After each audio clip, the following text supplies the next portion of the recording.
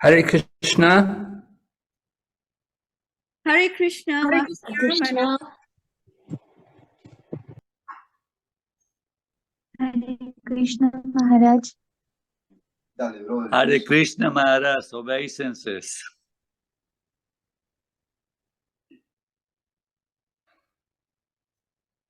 Looks like he cannot hear us.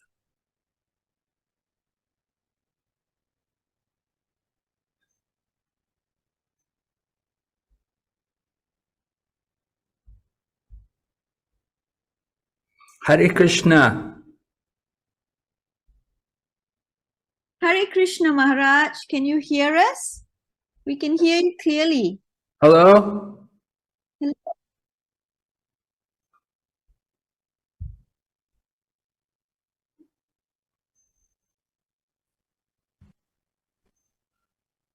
Can you hear me?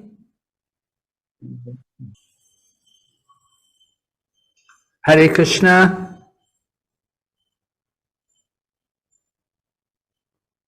Hare Krishna Maharaj. Hare Krishna. Hare Krishna, Guru Maharaj. Hare Krishna Maharaj. Yes. Hare Krishna. All right, we'll begin. Om Jnana Timirandasya Jnananjana Shalakaya Chaksurunilitam Yena Tasmai Shri Recording Guru in progress. Namaha.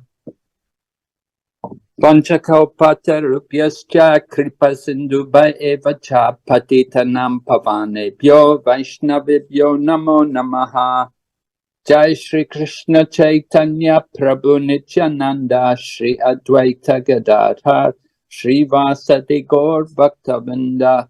Hare Krishna Krishna Krishna Hare Hare Hare Rama Rama Rama Hare Hare. We're reading Sri Isopanishad and we're up to mantra number 10. So beginning this evening with mantra number 10. Anyad evahur avidyaya anyad ahur avidyaya iti sushru madhiranam yenastat vichakshakshare. Translation.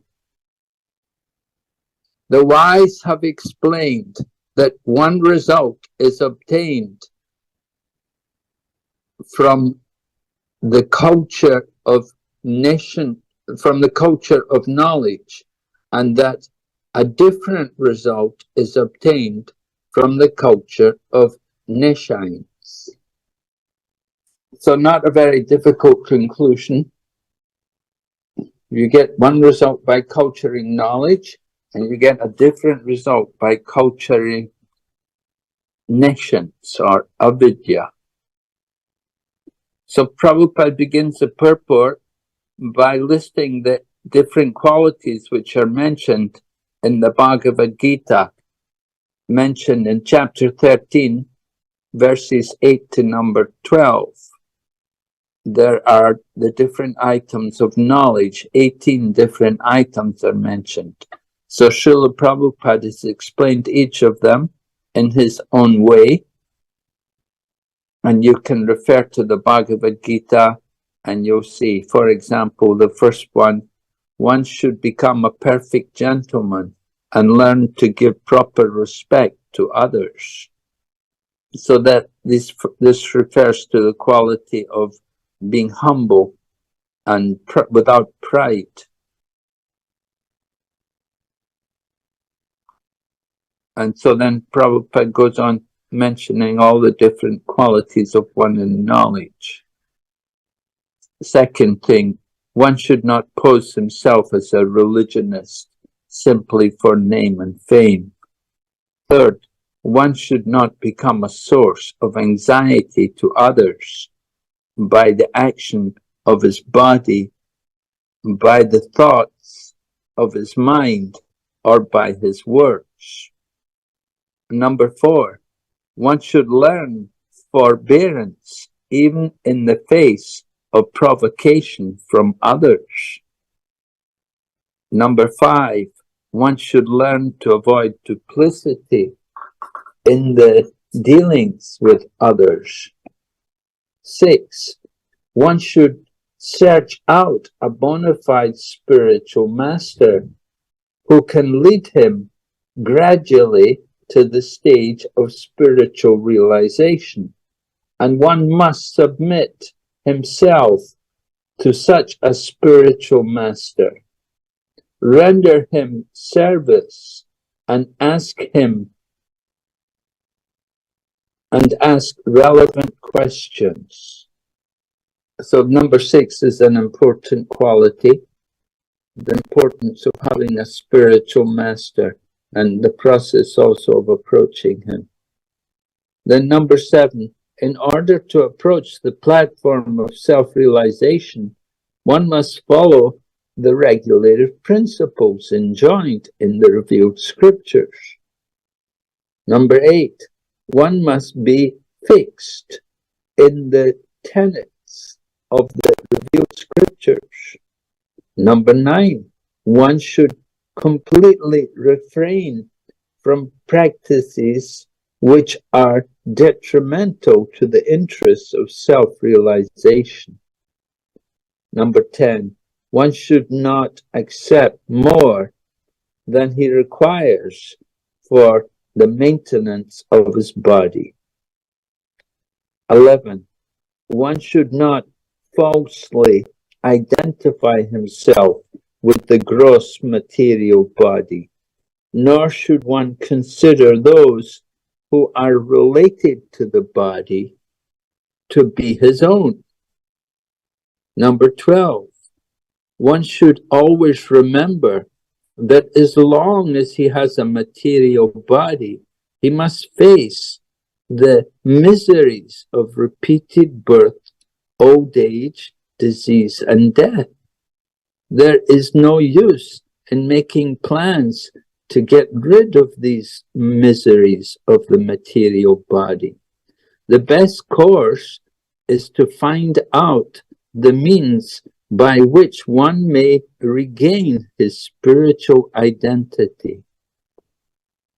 13, one should not be attached to more than the necessities of life required for spiritual advancement.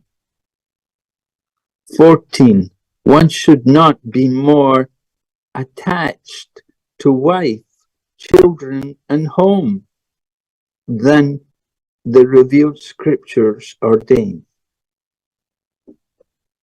15, one should not be happy or distressed over desirable and undesirable, knowing that such feelings are just created by the mind. 16, one should become an unalloyed devotee of the personality of Godhead, Sri Krishna, and serve him with rapt attention. 17, one should develop a liking for residence in a secluded place with a calm and quiet atmosphere, favorable for spiritual culture, and one should avoid congested places where non-devotees congregate. Finally, 18, one should become a scientist or philosopher and conduct research into spiritual knowledge, recognizing that spiritual knowledge is permanent, whereas material knowledge ends with the death of the body. So Prabhupada has given us some elaboration into the meaning of these different items, which are all listed there in the Bhagavad Gita. Prabhupada continues, he said, these 18 items combine to form a gradual process by which the knowledge by which real knowledge can be developed. Except for those, all other methods are considered to be in the category of nescience. Srila Bhaktivinoda Thakur, a great acharya, maintained that all forms of material knowledge are merely external features of the illusory energy, and that by culturing them, one becomes no better than an ass. So Srila Bhaktivinoda Thakur is described like this: the culture of material knowledge makes you no better than an ass. Yashatma buddhi gunapetri dakute swadi kala tradish upoma ijadi yatitta buddhi shalale nakarachat janeshva vigneshu saiva gokaraha. So that's the verse. Srila Bhaktivinoda Thakur has given us a similar meaning to this verse, which I just quoted from Srimad Bhagavatam, which says if we think of ourselves to be the body, if we think of ourselves as belonging to a particular place of our birth, if we go to a holy place just simply to take a bath there and not to hear from the saintly people, then we're no better than the foolish animal, like a cow or an ass. The cow or the ass, they are in the, of course, they're in the bodily conception of life. So if we identify it like that, the bodily concept of life, then there's no difference between us and the cow or the ass. So it's not a great credit. This is the culture of nescience. Prabhupada continues, this same principle is found here in Sri Isopanishad. By advancement of material knowledge, modern man is simply being converted into an ass. Some materialistic politicians decry the present system of civilization as satanic, but unfortunately they do not care about the culture of real knowledge as it is described in Bhagavad Gita. Thus, they cannot change the satanic situation. In the modern society, even a boy thinks himself self-sufficient and pays no respect to elderly men. Due to the wrong type of education being imparted in our universities, boys all over the world are giving their elders headaches. Thus, Sri Isopanishad very strongly warns that the culture of nescience is different from that of knowledge. The universities are, so to speak, centers of nescience only. Consequently, scientists are busy discovering lethal weapons to wipe out the existence of other countries. University students today are not given instruction in the regulative principles of brahmacharya, nor do they have any faith in any scriptural injunctions. Religious principles are taught for the sake of name and fame only, and not for the sake of practical action.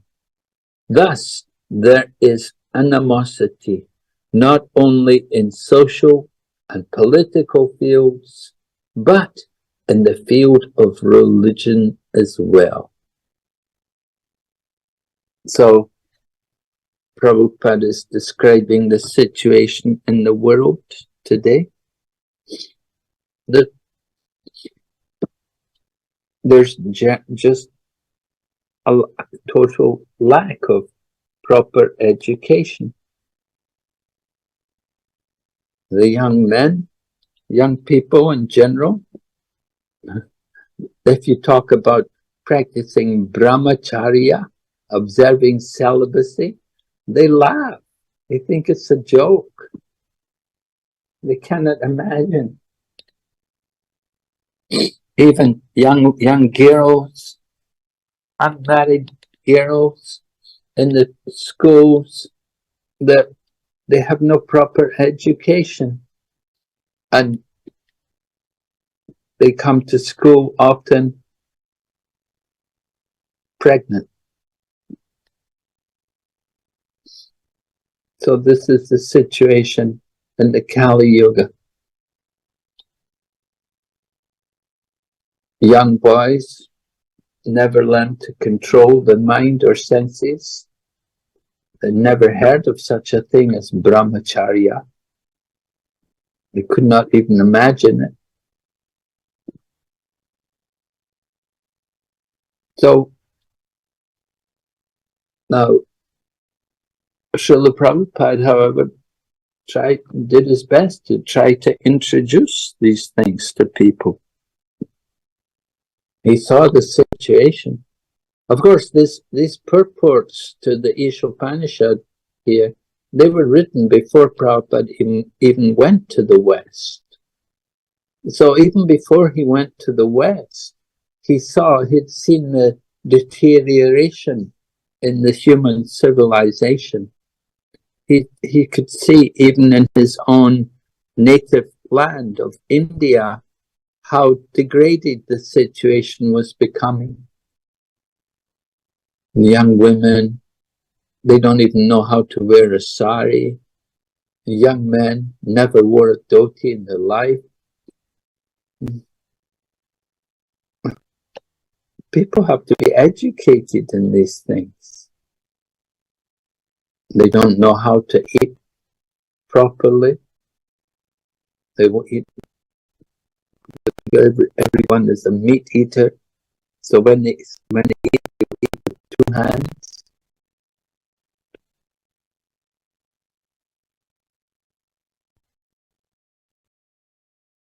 So the modern society is in such a condition that it's so degraded. It's not a very pleasant situation for young people to grow up in. They have to grow up in a society where there's pornography and all kinds of obscene literature. And it's considered normal to look at these things and to take pleasure in them. So we're trying to encourage people in another way of life, that there is an alternative to these things. It's not that everybody has to be on the level of hogs and dogs and camels and asses. There are books for the swans, and there are books for the people like crows. So not everyone is a crow. There are swan-like people, and we have to encourage these kind of people. We have to try to distribute books and literature and give the people the chance to hear transcendental knowledge.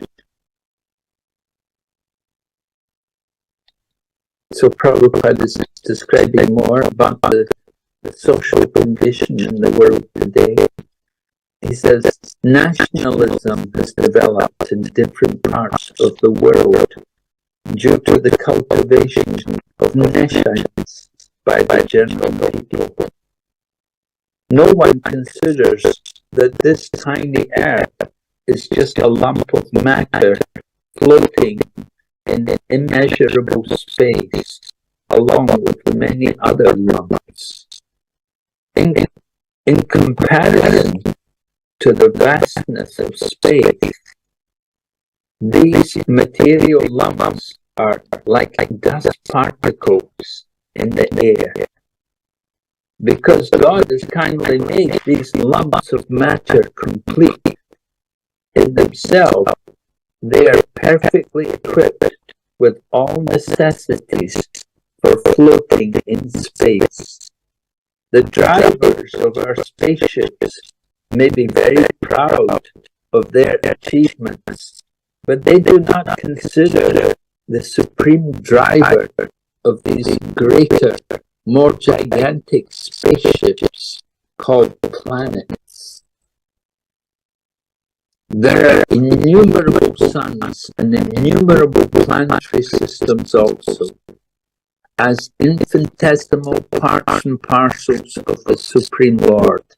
We, small creatures, are trying to dominate the unlimited planets. Thus, we take repeated birth and death, and are generally frustrated by old age and disease. The span of human life is scheduled for about 100 years, although it is gradually decreasing to 20 or 30 years. Thanks to the culture of nations, befooled men have created their own nations within these planets in order to grasp sense enjoyment more effectively for these few years. Such foolish people draw up various plans to render national demarcations perfectly, a task that is totally impossible. Yet, for this purpose, each and every nation has become a source of anxiety for others.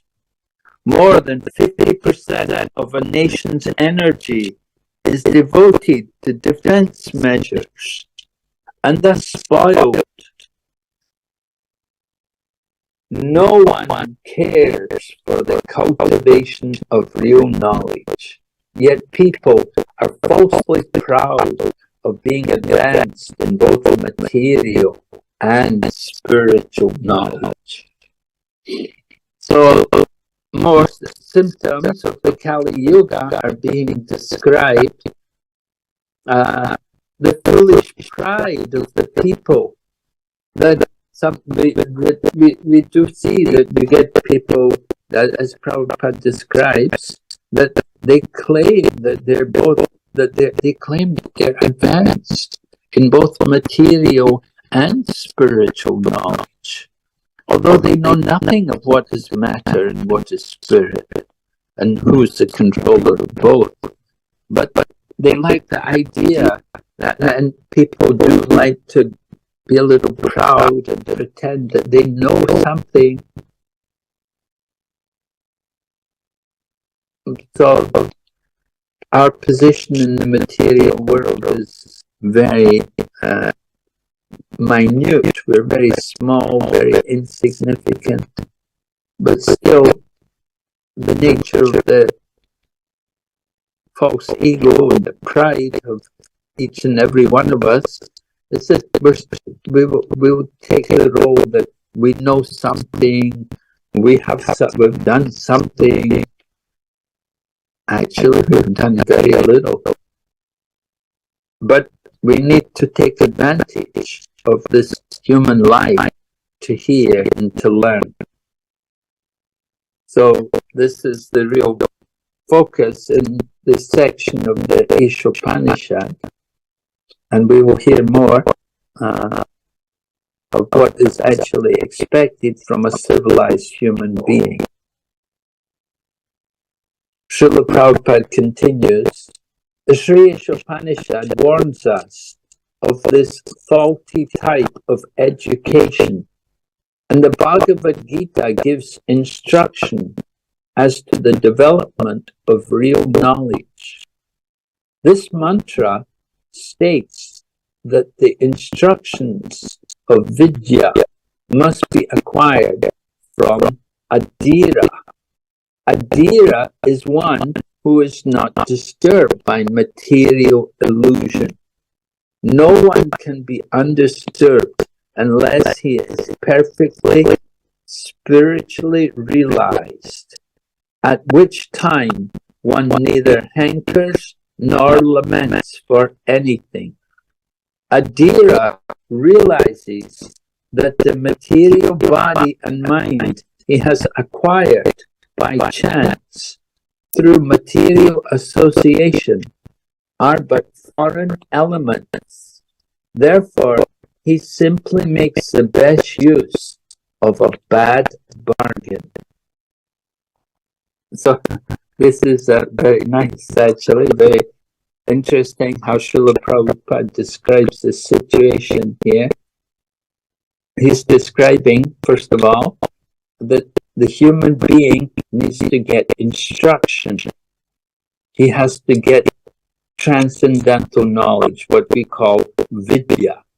And to get that education in Vidya, he has to get the guidance of a person who is described, Prabhupada uses the term Dhira. Dhira, meaning sober-minded. In Bhagavad Gita, Krishna says, Dhiras tatra namuyati. So Dhira, meaning sober, is not disturbed by the material energy. He doesn't hanker or lament. As Prabhupada says, Adhira realizes that he is not the body. So he's not disturbed by the problems of the body. And Prabhupada says he makes the best use of a bad bargain. The bad bargain was that we acquired the material body.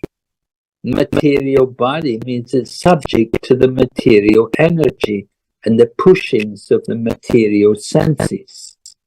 But the best use of it is that we use it to hear and to learn how to take up devotional service.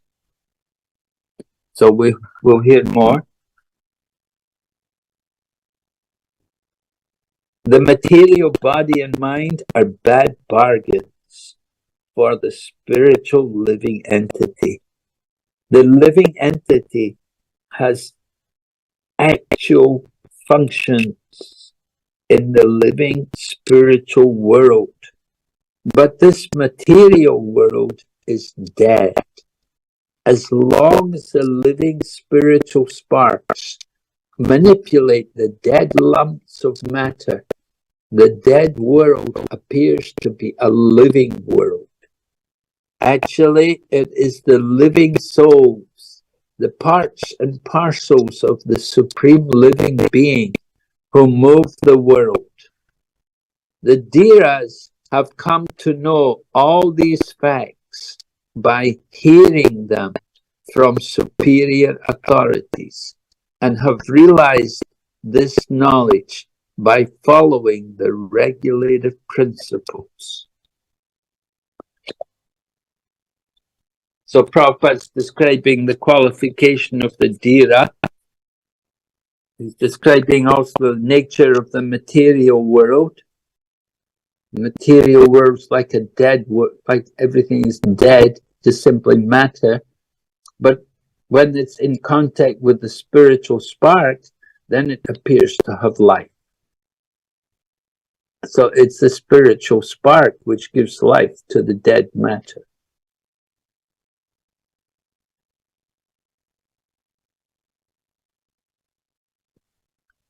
Prabhupada continues, to follow the regulative principles, one must take shelter of a bona fide spiritual master. The transcendental message and regulative principles come from the spiritual master to the disciple. Such knowledge does not come in the hazardous way of nascent education. One can become a Dhira only by submissively hearing from a bona fide spiritual master. Arjuna, for example, became a Dhira by submissively hearing Lord Krishna, the personality of God himself. Thus, the perfect disciple must be like Arjuna, and the spiritual master must be as good as the Lord himself. This is the process of learning vidya, knowledge, from the Dhira, the undisturbed. So Srila Prabhupada's given a nice point here that the perfect teacher is Lord Krishna himself. And if you want a teacher like Lord Krishna, then you should be a perfect disciple, perfect student, just as Arjuna was a perfect student. So when you have the perfect teacher and the perfect student, then you get transmission of transcendental knowledge. If you may have a good teacher, but if the student doesn't want to learn, then it will be a very difficult task for any teacher. If the student is rebellious, if the student doesn't want to hear, doesn't want to do anything, then it doesn't matter how good the teacher is, it won't, the education process will not take effect. The student must be willing to hear and to apply the teachings, take the instructions. So the teacher must be qualified, and the student also must be qualified. So Prabhupada is making that point here, that Arjuna was qualified as a student. He heard carefully. And Lord Krishna, of course, he is certainly qualified as the best of all teachers. So where you have the best teacher with the best student, then certainly the transmission of knowledge will be very successful. So Lord Krishna was able to give full instruction to Arjuna and to enlighten him on the spiritual path. And Prabhupada also makes the point that anyone can become a Dhira, but you have to hear submissively from a bona fide spiritual teacher. So not everyone wants to become a Dhira, a sober-minded person. Not everyone is willing. Just like it said, anyone can become a Brahmana if they're properly initiated and trained. But not everyone wants to be initiated and trained. So it's not that everyone, just anyone and everyone can become a Dhira or a Brahmana. They have to be willing to accept the process. Okay? And then finally, in this purport, a Dhira, or one who has not, an Adhira, one who has not undergone the training of a Dhira, cannot be an instructive leader. Modern politicians who pose themselves as Dhiras are actually Adhiras, and one cannot expect perfect knowledge from them. They are simply busy seeing to their own remuneration in dollars and cents. How then can they lead the mass of people to the right path of self-realization? Thus, one must hear submissively from a Dhira in order to attain actual education. So Srila Prabhupada is describing that if somebody is not a dhira, if he is not sober-minded, he has not got control over his mind and senses and so on, then he cannot be a leader. He cannot be take any responsibility in society. Responsibility meaning like a teacher or a father even, or a husband. You have to be sober-minded. You have to be control over senses.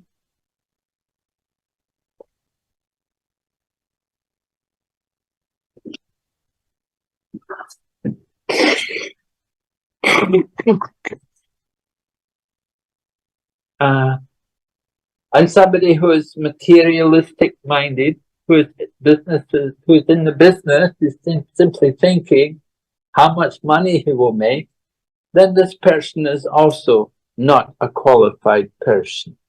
He is simply a materialistic person. And the bodily concept of life is only interested in his own sense gratification. Such a person shouldn't be accepted as a leader. All right, so these are some points in mantra number 10. Are there any questions on mantra number 10?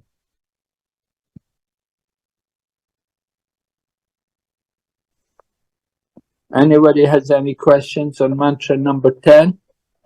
Hare Krishna, Guru Maharaj. There are 18 points, and one of the point is to avoid duplicity. Yes. What is it, Guru Maharaj? Avoid duplicity? To avoid duplicity. Well, to be duplicitous means to say one thing and to do another. Okay, yeah, okay. You may say, just like you may say, oh, everyone should be honest and straightforward. But if you're not honest yourself, but you're telling everyone else to be honest, then that is duplicitous. Okay, Guru Maharaj, I understand.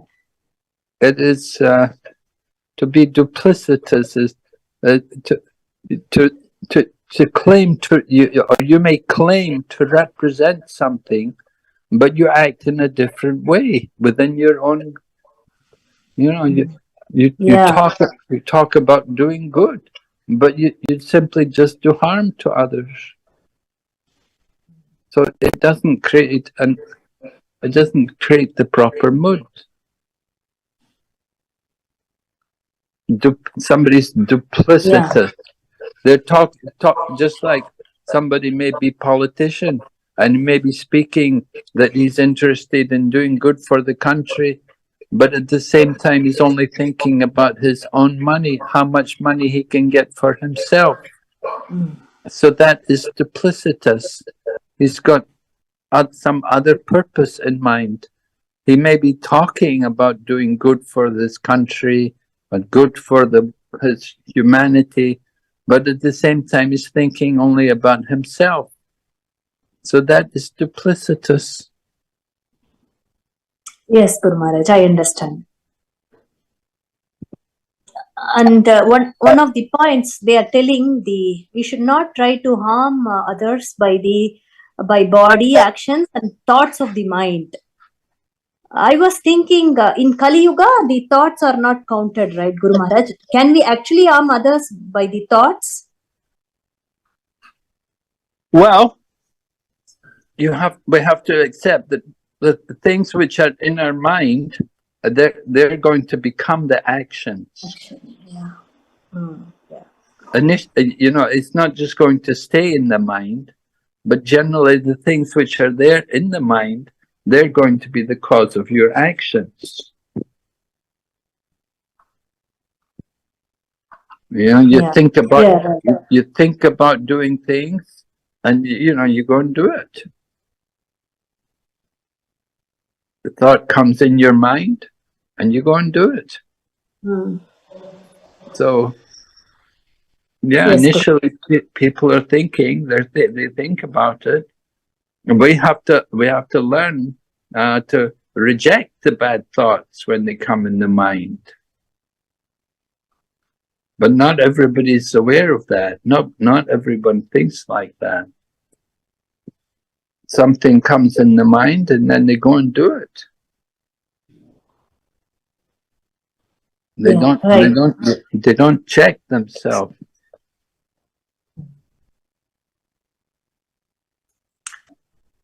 Mm. So there has to be mental control there.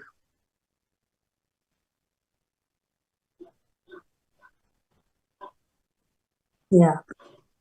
Yeah, you got it? Yes, Guru Maharaj. Got it, Guru Maharaj. Thank you so much. Regarding nationalism, I wanted to just say a comment that we kept Govardhan Puja, and most of the Indian people, they wanted to watch the India cricket match, and they didn't come. And some people who also came to the puja, they were watching the cricket match during the puja. It was like that. Yeah. Yeah, that's it. The modern people are like that, you know. They're mixed devotees. You see, they Yeah. have some devotion, but they have a lot of other things in their mind as well. Yes, Guru Maharaj. We have to just, you know, recognize it. Yeah, they told they wanted to support the country by watching the match and just. Yeah, you know, Yes, sorry. they have no real purpose in life, you know, other than to watch people play cricket. That's that's what they think. That is their sense gratification. That is their happiness. That is their pleasure in life. You can understand, you know, their level of consciousness is not very high. That they get so much pleasure and happiness from just playing games like cricket. So this is their level of sense pleasure, sense enjoyment. It's not a very high level of enjoyment. But for some people, this is, you know, what's the harm? They're thinking, what's the harm? Prahlad Maharaj describes like that. You know, young boys, they will play with balls, they play football, they play cricket, they play these different games. You know, young boys, they spend so many years of their life growing up, chasing after the ball and hitting the ball. And some people, of course, make a lot of money doing these things. And for others, it's just simply their enjoyment to watch it. And they do it in the guise of nationalism, our cricket team, our country, you know? And people feel pleasure, they feel pride that we won, our country won, we were the best. We were the best at hitting the ball and running after the ball.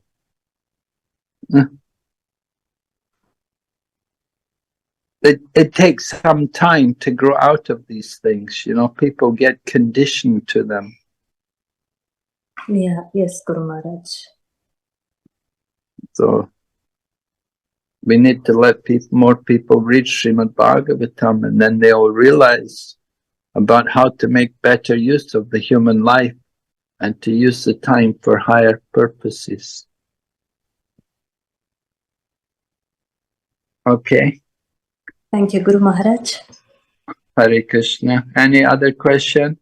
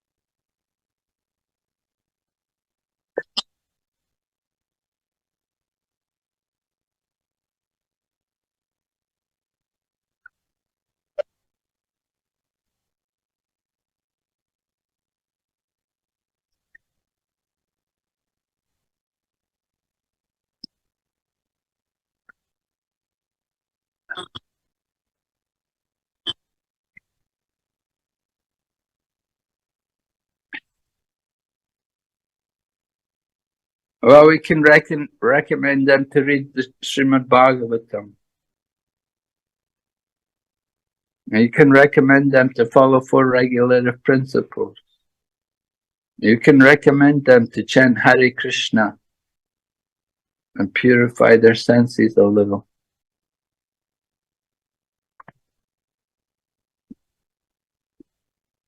We try to encourage people to chant Hare Krishna and to get a taste for these things. If people will chant the Mahamantra and take Krishna Prasadam, then it can help them to develop a taste. When Srila Prabhupada went to America, of course, the young people, you know, they were not also very pious or cultured, but Prabhupada arranged to give them nice prasadam and taught them also the chanting of Hare Krishna. And he was able to change them.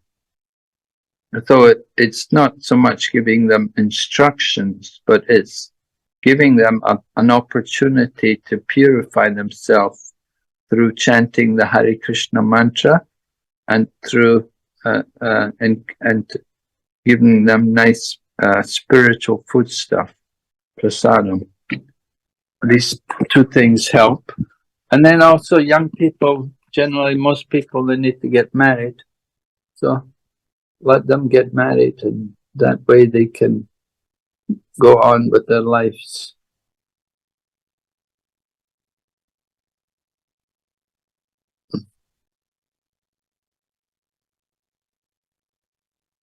Okay.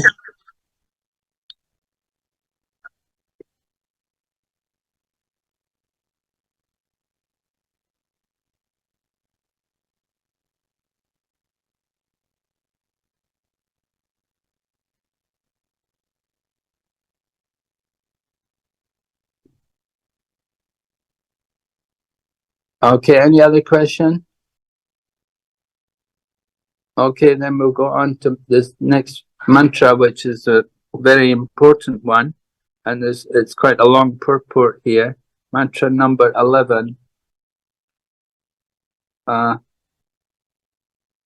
Vidyam cha yas tad vedo bayam saha avidyayam rityam tritva vidyayam ritam ashnate. Only one who can learn the process of nescience and that of transcendental knowledge side by side can transcend the influence of repeated birth and death and enjoy the full blessings of immortality. So you can see the difference between this mantra. That the first mantra was condemning the process of material knowledge without proper education. The second mantra was describing that you get one result by culturing vidya and a different result by culturing avidya. And now this mantra is saying that we have to combine the 2. We have to make use of both transcendental knowledge and nescience. And in this way we can transcend birth and death. Okay? So Prabhupada begins the purport and he talks about the material world, how everyone's trying to enjoy a permanent life. People want to conquer over the laws of nature. They don't want to be subject to old age, disease, and death. And Prabhupada then takes up the example of Hiranyakashipu, of course, from the Puranas. We get the example of Hiranyakashipu, and Prabhupada even tells us the story of Hiranyakashipu. And Hiranya means gold, Kashipu means soft bed, and all of this, and Prabhupada narrates the different desires of Hiranyakashipu and how Lord Brahma gave him his benedictions. So then Prabhupada says the whole point here is that even Hiranyakashipu, the most powerful of materialists, could not become deathless by his various plans. What then can be accomplished by the tiny Hiranyakashipus of today, whose plans are thwarted from moment to moment? Sri Isopanishad instructs us not to make one-sided attempts to win the struggle for existence.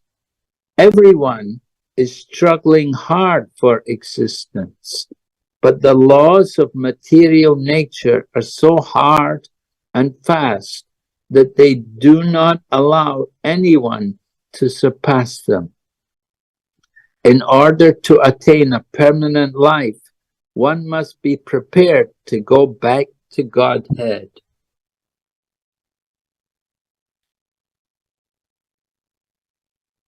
All right, so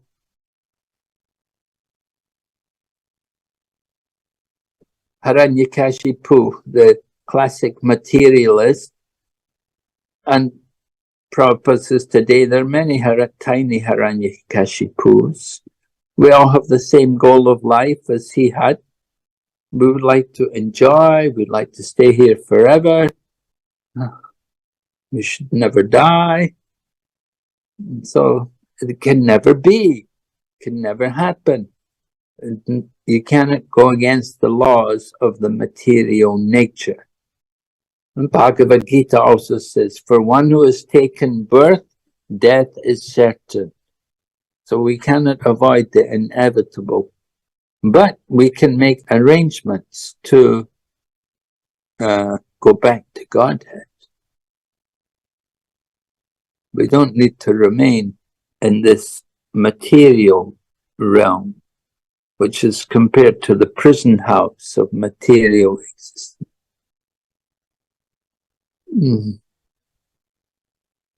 All right. The process by which one goes back to Godhead is a different branch of knowledge, and it has to be learned from revealed scriptures such as Upanishads, Vedanta Sutra, Bhagavad Gita, Srimad Bhagavatam. To become happy in this life and attain a permanent blissful life after leaving this material body, one must study the sacred literature and obtain transcendental knowledge. The conditioned living being has forgotten his eternal relationship with God and has mistakenly accepted the temporary place of his birth as all in all. The Lord has kindly delivered the above-mentioned scriptures in India and other scriptures in other countries to remind the forgetful human being that life or that his home is not here in this material world. The living being is a spiritual entity, and he can be happy only by returning to his spiritual home. So in this way, we're being encouraged. We want to go back to our spiritual home, not to this place of birth and death. We are thinking this is my home. Someone's thinking I'm Indian, I'm American, I'm Russian, but we're not the body. So we have to be attached to our real home. Prabhupada continues, from his kingdom, the personality of Godhead sends his bona fide servants to propagate this message by which one can return to Godhead. And sometimes the Lord comes himself to do this work. Since all living beings are his beloved sons, his parts and parcels, God is more sorry than we ourselves to see the suffering we are constantly undergoing in the material condition. The miseries of this material world serve to indirectly remind us of our incompatibility with dead matter. Intelligent living beings generally take note of these reminders and engage themselves in the culture of vidya, or transcendental knowledge. Human life is the best opportunity for the culture of spiritual knowledge, and a human being who does not take advantage of this opportunity is called a Naradama, the lowest of human beings. So Srila Prabhupada is telling us very graphically how the Lord is so caring, how he laments to see us suffering in the material world. But these miseries of the material world are made just to attract us out of this place and to remind us that this is not our real home. We belong in the spiritual world. We belong in the kingdom of God. We're trying to make our permanent home here in this miserable place. It's our fault, our mistake. So don't try and find happiness here. There is happiness, but it's not in this world. Prabhupada continues, the path of vidya, or advancement of material knowledge for sense gratification, is the path of repeated birth and death. As he exists spiritually, the living entity has no birth or death. Birth and death apply to the outward covering of the spirit soul, the body. Death is compared to the taking off, and birth to the putting on of outward garments. Foolish human beings who are grossly absorbed in the culture of avidya do not mind this cruel process. Enamored with the beauty of the illusory energy, they undergo the same miseries repeatedly and do not learn any lesson from the laws of nature. So Srila Prabhupada is condemning these foolish people that although there's so much suffering there, they're not taking note of it. They're thinking, no, it's soon, very soon we'll get, and people are always thinking, oh, in the future we'll be happy. Any moment now, happiness is coming. Just keep going, just keep running. Very soon it's all coming. The real happiness is going to unfold before you. And people are thinking it will happen here in this world. No, the real happiness is there once you get out from this world. We have to understand how the illusory energy works, how it deceives us. And so we should be concerned how to get free. Srila Prabhupada continues this very important purport. He says, the culture of vidya, or transcendental knowledge, is essential for the human being. Sense enjoyment in the diseased material condition must be restricted as far as possible. Unrestricted sense enjoyment in the bodily condition is the path of ignorance and death. The living entities are not without spiritual senses. Every living being in his original spiritual form has all the senses which are now materially manifested, being covered by the material body and mind. The activities of the material senses are perverted reflections of the activities of the original spiritual senses. In its diseased condition, the spirit soul engages in material activities under the material covering. Real sense enjoyment is possible only when the disease of materialism is removed. In our pure spiritual form, free from all material contamination, real enjoyment of the senses is possible. A patient must regain his health before he can truly enjoy sense pleasures again. Thus, the aim of human life should not be to enjoy perverted sense enjoyment, but to cure the material disease. Aggravation of the material disease is no sign of knowledge, but a sign of avidya, ignorance. For good health, a person should not increase his fever from 105 degrees to 107 degrees, but he should reduce his temperature to the normal 98.6. That should be the aim of human life.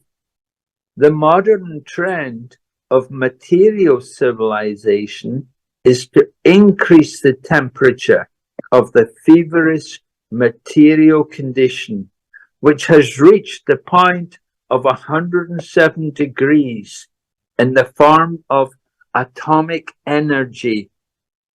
Meanwhile, the foolish politicians are crying that at any moment the world may go to hell. That is the result of the advancement of material knowledge and the neglect of the most important part of life, the culture of spiritual knowledge. Sri Isopanishad herein warns, we must not follow this dangerous path leading to death.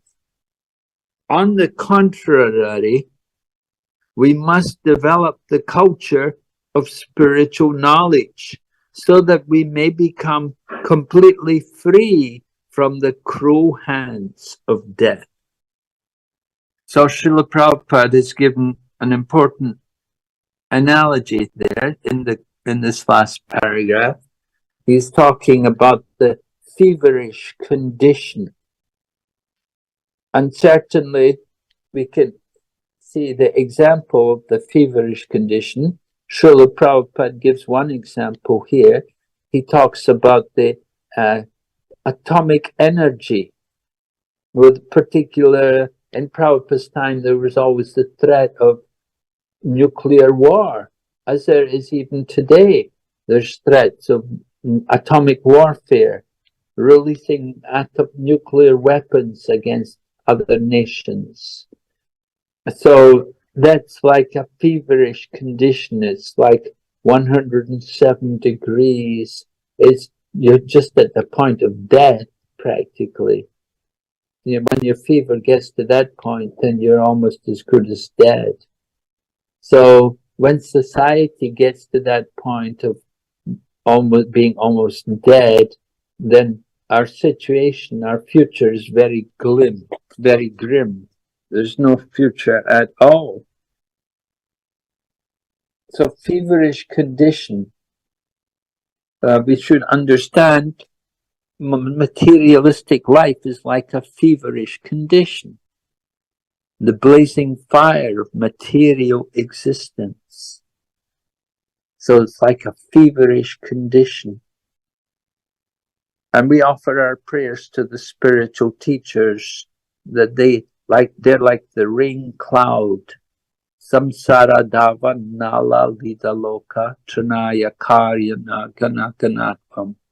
That just like the rain cloud pours water on the forest fire to extinguish it, so in the same way, the spiritual teacher is delivering the rains of mercy. He's getting the mercy of Lord Krishna from the ocean, and he's bringing that transcendental mercy of Lord Krishna in the form of transcendental rains through his transcendental instructions to bring us all out of ignorance. So materialistic life is like a fever. You don't want to increase the fever. You want to bring the fever to the healthy condition. So there's different things could be done. Some people, they may say, call the doctor, and doctor comes, gives an injection, and then the man with the fever may die. Now the doctor may say, okay, fever is gone. The people say, but doctor, the patient's dead. And the doctor simply said, well, fever is gone.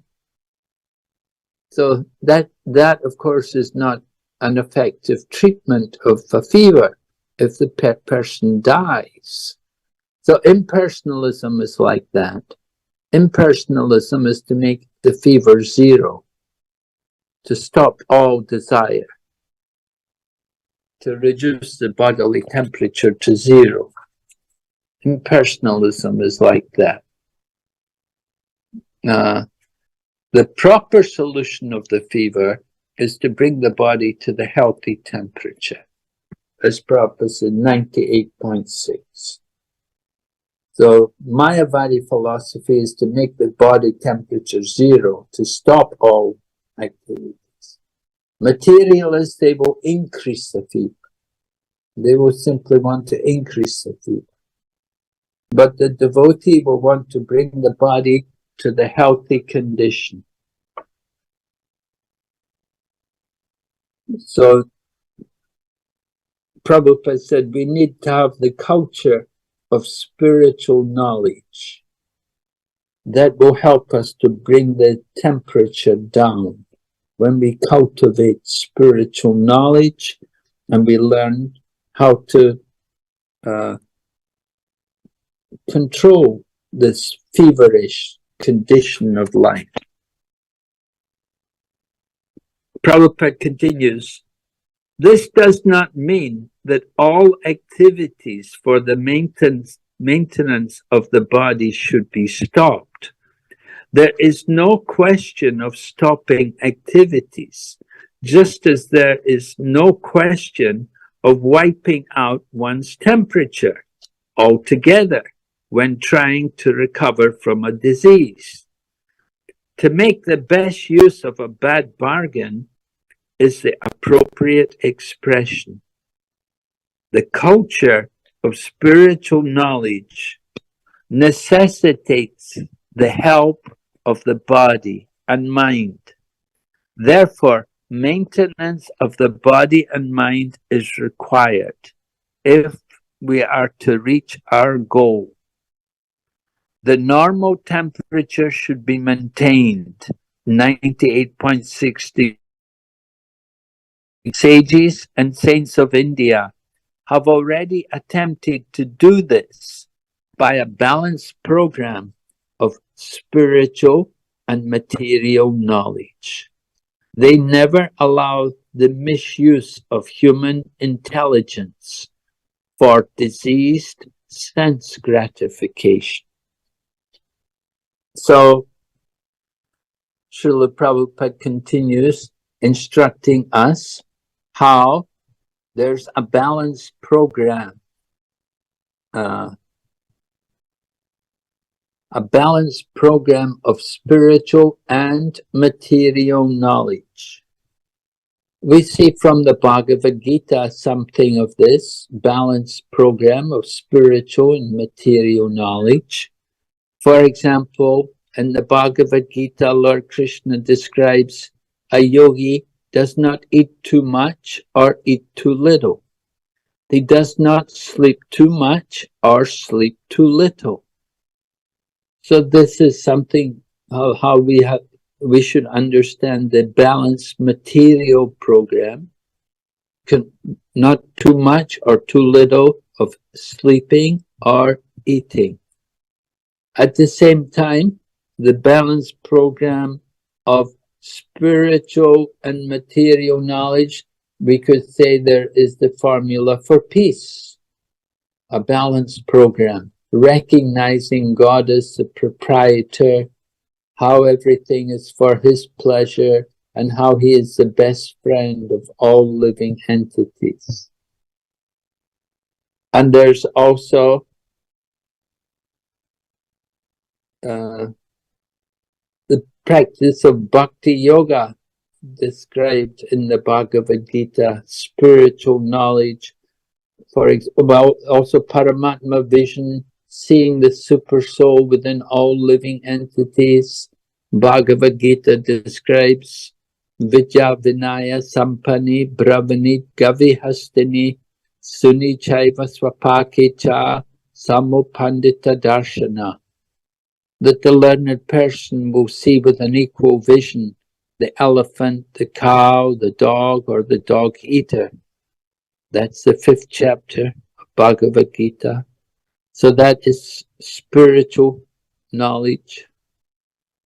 And spiritual knowledge is also learning to offer everything to the Lord, offering a leaf, flower, fruit, water with love and devotion. Then that is a spiritual practice. So like this, from scriptures like Bhagavad Gita and from the practice of yoga, we learn to control the mind and senses and cultivate spiritual and material knowledge.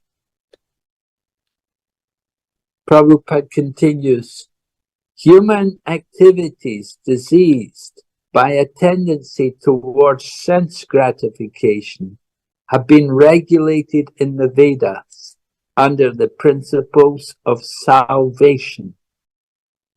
This system employs religion, economic development, sense gratification, and salvation. But at the present moment, people have no interest in religion or salvation. Thus, they have only one aim in life, sense gratification. And in order to achieve this end, they make plans for economic development. Misguided men think that religion should be maintained because it contributes to economic development, which is required for sense gratification. Thus, in order to guarantee further sense gratification after death in heaven, there is some system of religious observance. But this is not the purpose of religion. The path of religion is actually meant for self-realization, and economic development is required. Economic development is required just to maintain the body in a sound, healthy condition. A man should lead a healthy life with a sound mind, just to realize vidya, true knowledge, which is the aim of human life.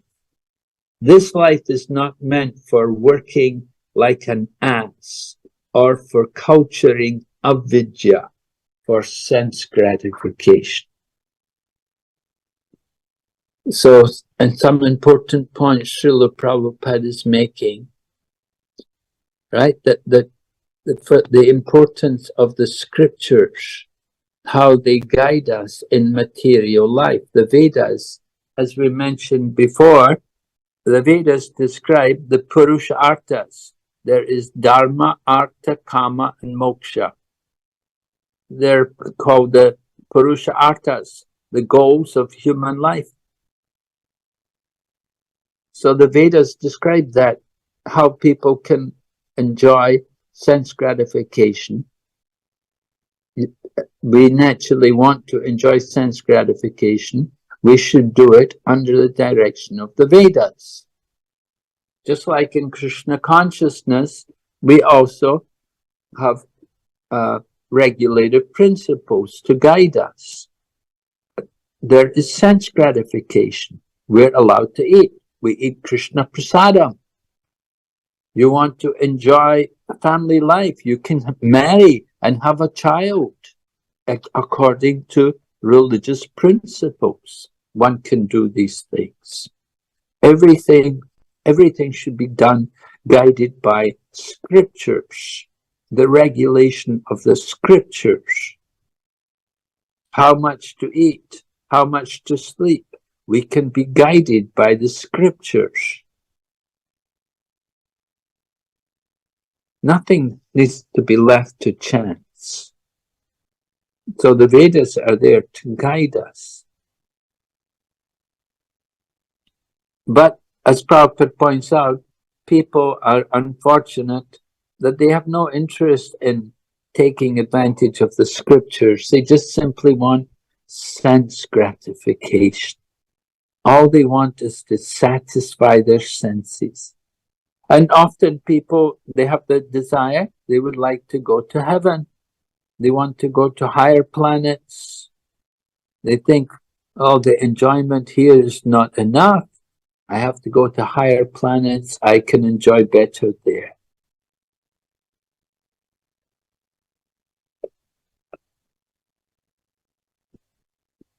So Srila Prabhupada said, economic development should be just enough to maintain the body, to keep the body sound and healthy. But people are so mad for economic development. They always want more and more money. We need the bigger cars, the more expensive cars. We need more homes. We have a home in the city and another home by the sea and another home up the mountain. People are not satisfied today just to have one home. They all keep so many homes. Hardly they can live in any one of them. But they build so many homes. So we should have a balanced life. And at the same time, we need to cultivate transcendental knowledge, vidya. Then life becomes meaningful. Life is not, Prabhupada, we're not meant to work hard just like an ass. Of course, we are meant to work. We're not meant to be idle. But we're not meant to be working like animals. We have some dignity. Prabhupada continues, the path of Vidya is most perfectly presented in Srimad Bhagavatam, which directs a human being to utilize his life to inquire into the absolute truth. The absolute truth is realized step by step as Brahman, Paramatma, and finally Bhagavan. The absolute truth is realized by the broad-minded man who has attained knowledge and by following the 18 items, by following the 18 principles of the Bhagavad Gita described in the purport to Mantra 10, beginning with Amanitvam Madambitvam, humility and pridelessness. The central purpose of these 18 principles is the attainment of transcendental devotional service to the personality of Godhead. Therefore, all classes of men are encouraged to learn the art of devotional service to the Lord. So Prabhupada describing to us what is Vidya. Vidya means to know the Lord in his different aspects, Brahman, Paramatma and Bhagavan. Learned transcendentalists who know this absolute truth call this non-dual substance as Brahman, Paramatma and Bhagavan. So the Lord appears in these different ways. And those who cultivate transcendental knowledge, they'll be familiar with the different features of the Lord.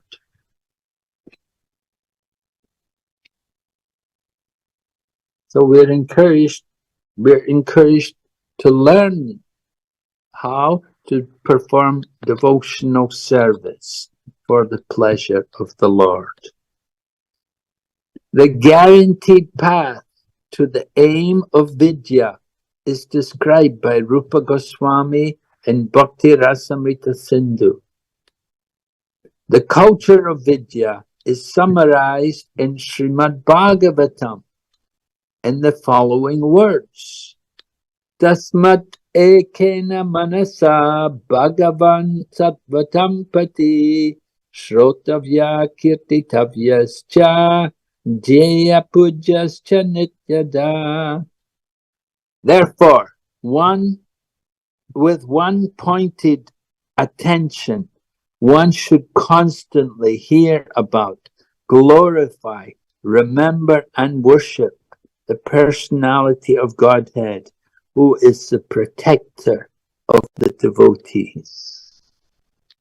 So Prabhupada has given us this nice verse from Srimad Bhagavatam, 1st canto, 2nd chapter, text number 14, that the real culture of Vidya is that one should constantly hear about, glorify, remember and worship the Lord, who is the protector of the devotees.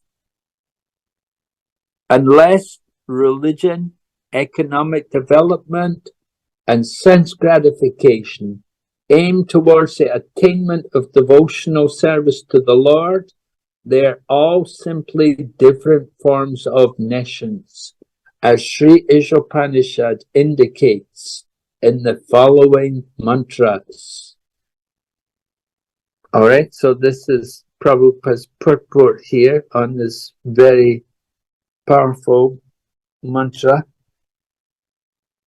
how we have to cultivate side by side Vidya and Avidya. Yes, we should know what is Avidya. Now, to know what is avidya doesn't mean you have to go out and do it. But we do have to learn what to be avoided, what we should not get into. We have to learn that. That is what it means to cultivate vidya side by side with avidya. We learn transcendental knowledge, and we learn also what is nations, what we should not be doing. Not that we have to go and do it, to know, oh, I shouldn't do this. We simply have to understand why we should do these things. So we have to educate our devotees like that. Young people growing up in Krishna consciousness, they have to be trained from their childhood. Why we don't eat meat, why we don't smoke, why we don't take drugs. We have to have a good knowledge on these things. Then we can properly present to other people. So that is what it means to cultivate vidya and avidya side by side. Okay? Are there any questions on this verse so far? Anyone?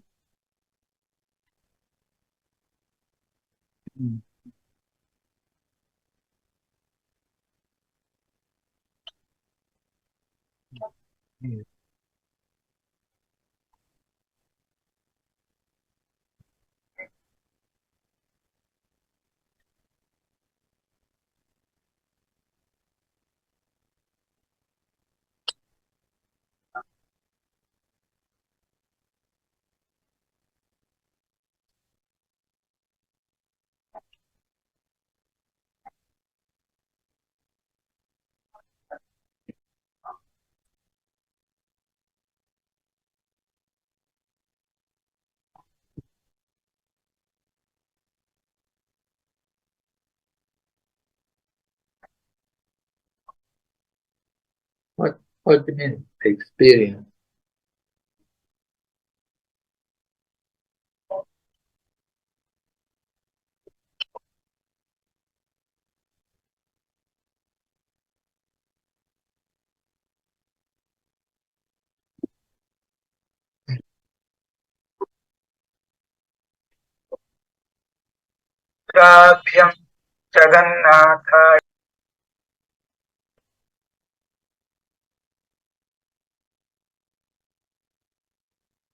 Well,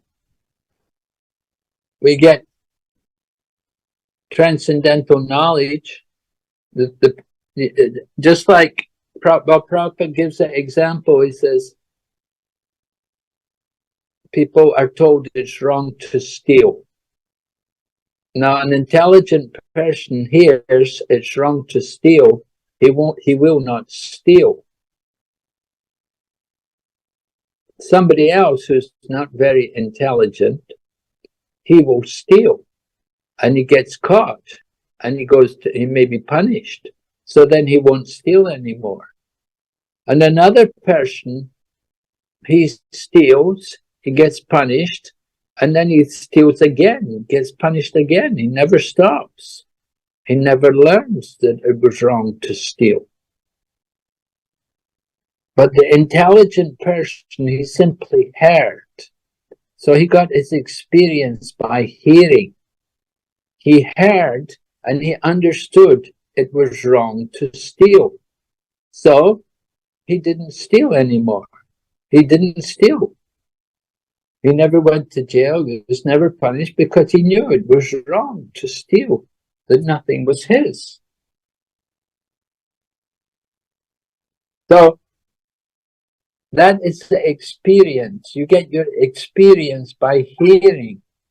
It's not that you have to go to jail or you have to be caught and punished for stealing to get experience, to learn. But if you simply hear properly, then that is the best experience. And you don't need to get any more experience if you hear carefully. So if we hear what is proper, what is not, then that will save us from all the miseries, all the difficulties of material life. You understand?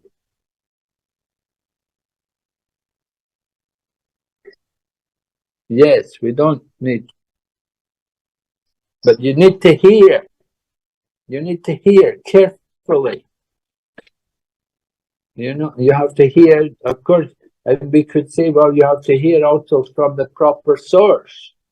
You have to hear from the proper authority to guide you and to inspire you, to instruct you.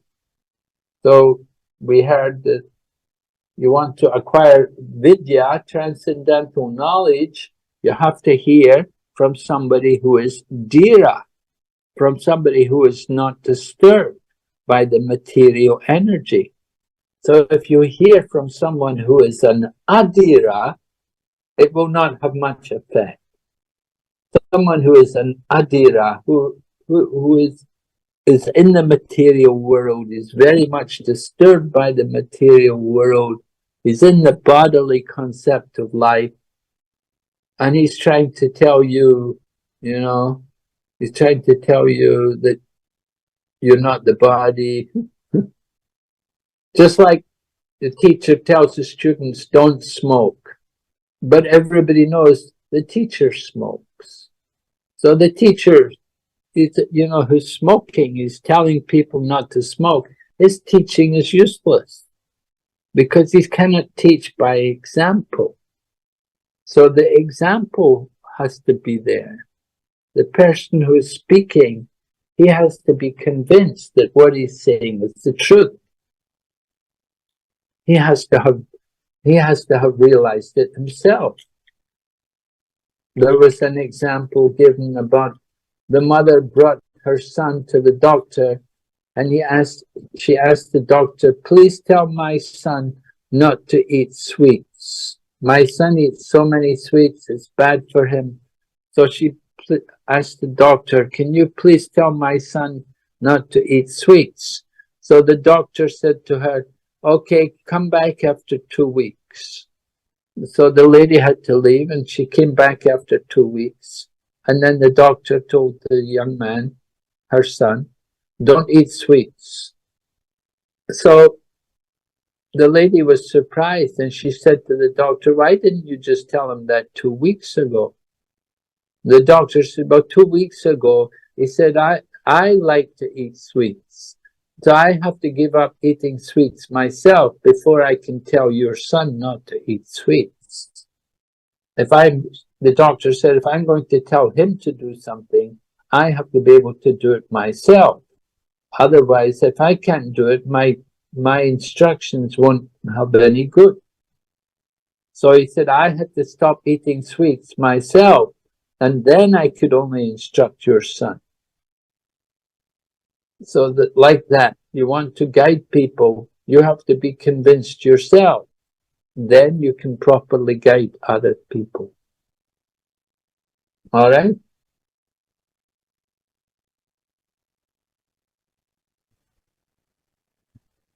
Maharaj, can I ask you a question? Yes, please, Prabhu. Maharaj, in the coming days, we having an essay, an exam, an open book exam on, especially particularly on this verse, number 11. And one of the questions, because it says to explain, you know, how the process of a spiritual life, as given by Srila Prabhupada, enable us to achieve a balanced program of a spiritual and material knowledge. So when we read this word material knowledge, it is a bit confusing, you know, could be confusing to us what that means actually. I know you explained something from the Bhagavad Gita in the class, you know, some rules, for instance, for the sleeping, or I don't know, is that material knowledge, what actually it means, or how important is material knowledge actually in our spiritual life? Because when we say spiritual knowledge or vidya, we of course understand it is nicely explained in the verse, but which kind of material knowledge, how to balance spiritual and material knowledge? If you can please elaborate a bit more, what kind of material knowledge, because we may understand another thing for material knowledge. Yes. Well, I would understand material knowledge that it's in relation to the material energy. Lord Krishna's material energy is described from the Bhagavad Gita. You know, the different elements of creation. We're given all this information in the Bhagavad Gita and in our scriptures. our scriptures are full of not only spiritual knowledge, but there's also a lot of material knowledge there within the Bhagavad Gita and Srimad Bhagavatam. Knowledge like the structure of the universe and the 14 different levels of creation created by Lord Brahma. I would understand that to be also material knowledge. Material knowledge is also, we see there's the divisions of society. You have varnashram, different varnas and ashram. This is material knowledge. Material knowledge is also, you could regard it also things like the nature of the senses and how the senses are dominated by the tongue. The tongue is very powerful in guiding the senses, and material knowledge trains us to recognize how to control the senses. For example, the origin of anger. Where does the anger come from? What are the 3 gates to hell? This is all I would in the category of material knowledge. Practice being able to control our mind and senses.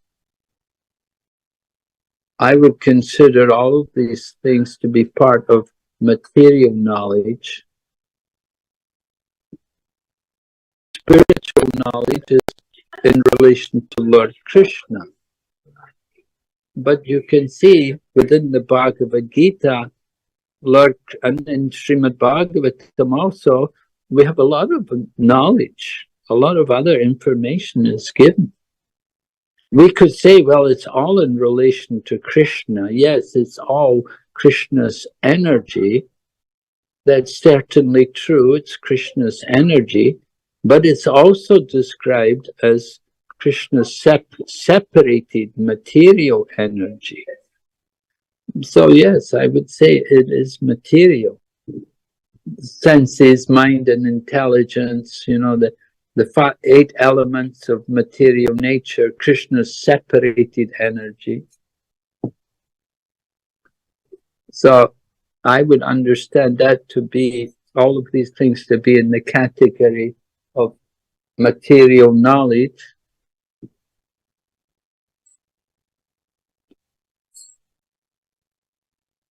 Yes, Maharaj, I think you give a very nice explanation. I understand more. Thank you so much, Maharaj. Milk or anything? Yeah. Hot milk. Yeah, okay. With turmeric. Yeah. Yeah. Huh? Jaggery also mixed with. Yes. Hare Krishna Maharaj. Uh-huh. What the question Prabhu has asked, just I wanted to clarify that this is one of our OBA questions. So this is that we have to give, the question says is, explain in your own words how the process of spiritual life as given by Srila Prabhupada enable us to achieve balanced program of spiritual and material knowledge in reference to this verse 11. So exactly from 11 verse, I mean, what exactly we have to write in this? Can you just elaborate a little bit? Well, I've been trying to explain just now what you have to explain the balance, how you balance these things. How we do require to understand how to properly use spiritual knowledge. A balanced program. We give the example that the train runs on 2 tracks, right? So if your tracks are not equal, then the train can turn over. So you want to balance spiritual knowledge with material knowledge. Now, if somebody goes too much onto spiritual knowledge, just totally into the spiritual aspects, and neglects the material, then there can be a problem. The problem can, that one may not be fully ready for that yet. Generally, that stage will come later in life, towards the end of life even. One should be ready to give up all material things. So a balanced program means there has to be some interaction between matter and spirit. In other words, you have to work. You have to arrange for some kind of income for yourself. Somebody has to, in other words, you live according to Varnashram, and you take up some job, or else you do some business, or you may be a manager, or you may be a brahmana. You know, the varnas, the 4 varnas are there. So a balanced program of material and spiritual life. You have to maintain yourself. You have to have some income. You have to have some means of sustenance. So you have to explain how in Krishna consciousness we can do that. That we're able to somehow, by the grace of Krishna, somebody can work, find a job working. They can find a job working in the service of the Lord, doing something for the Lord's service. One can become one may have to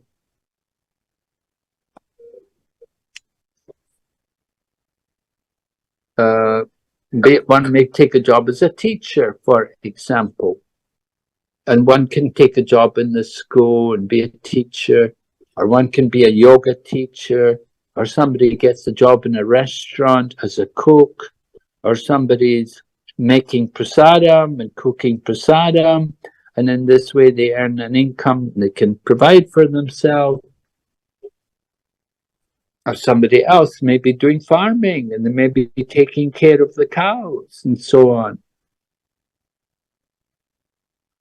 So you have to consider for yourself how you're arranging the balanced program of material and spiritual life under Srila Prabhupada's guidance. Right, so that would be the balanced program of material and spiritual life. You want to be able to explain like that how we want to live in the world, and at the same time we're practicing spiritual life. We're not of the world. We're living in the world, but we're not caught up in it. We have a balanced program of material and spiritual life. So in this way, we're able to enjoy the best of both worlds, both the spiritual and the material. We're not caught up in the material world. We're not simply mad after money. We're not just simply concerned only in our sense gratification, but we earn enough to maintain ourselves in a healthy life.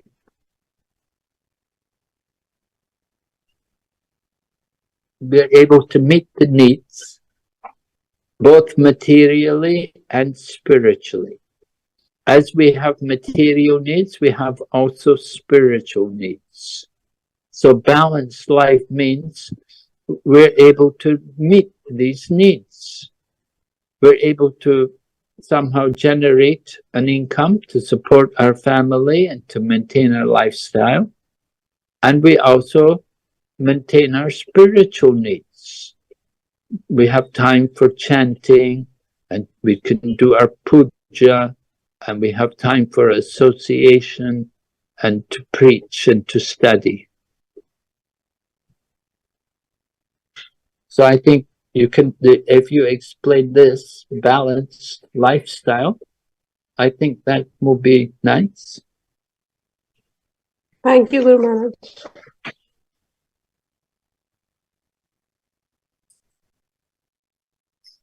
Yes, anything else?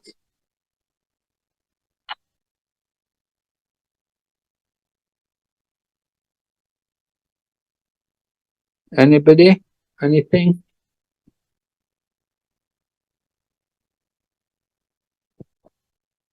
Okay, there's no more questions, and maybe we'll just stop here tonight. And on Monday we'll go on to the next group, which is mantras 12, 13, 14, huh?